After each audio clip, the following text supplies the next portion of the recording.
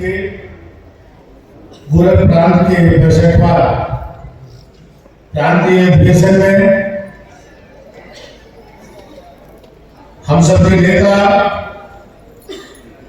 जिनका मार्गदर्शन विधानसभा में और विधानसभा के बाहर भी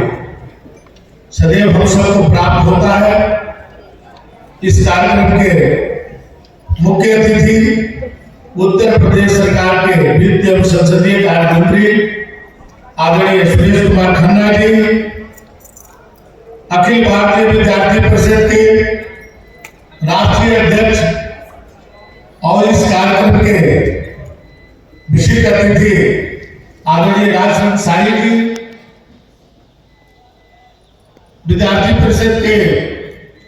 क्षेत्रीय अध्यक्ष आदरणीय राकेश सिंह जी,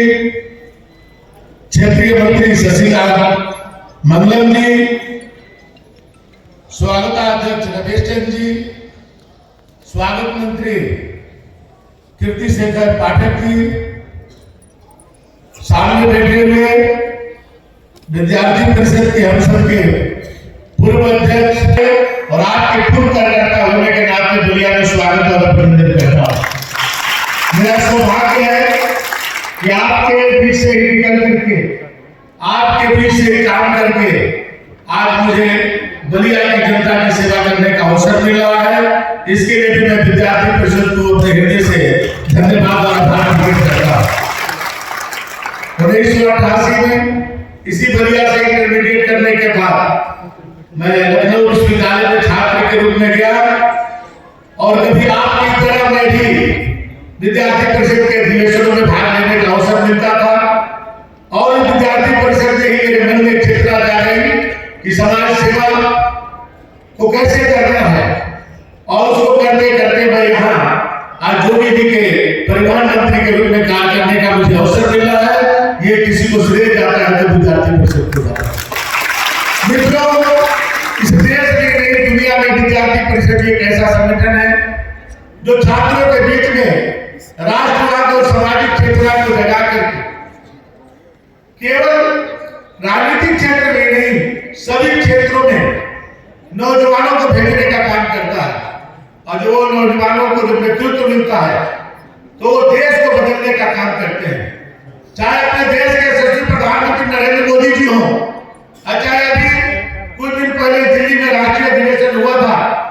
उस राष्ट्रीय अधिवेशन में माननीय देश के गृह मंत्री अमित शाह जी आए थे और उन्होंने कहा था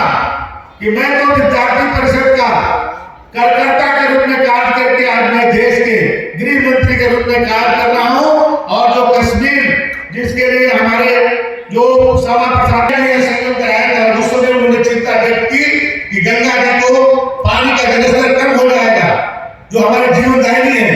तो उस समय उनको वशिष्ठ मुनि ने कहा था कि सरजू जी को आप गंगा जी में जोड़ दीजिए। तो कार्तिक पूर्णिमा के दिन ईसा से 7,000 वर्ष पूर्व उन्होंने कार्तिक पूर्णिमा के दिन जुड़ा था और उसी दिन से जनवरी महीना का प्रारंभ होता है। उनके प्रसिद्ध दर्शन मुनि थे और आज जनवरी का मेला भी लगा हुआ है। यदि आप लोग माननीय घनश्याम जी की इजाजत हो तो एक बार जनवरी मेला में आप लोग को दर्शन करने का अवसर समापन के बाद मिले तो अच्छा लगेगा। और उसी दिन उन्होंने अपने भृगु संहिता की जो रचना की थी और आज ज्योतिष में सबसे बड़ा सबसे प्राचीन ग्रंथ है तो भृगु संहिता है। और आप देखिए इस नगर को आपने मंगल पांडे ने बना दिया जो स्वतंत्रता संग्राम का प्रथम महानायक, वो भी आप बलिया जनपद के रहने वाले थे और हमारे भी ये बहुत ही क्रांतिकारी और तपस्वियों की गलती रही है। जयप्रकाश नारायण जी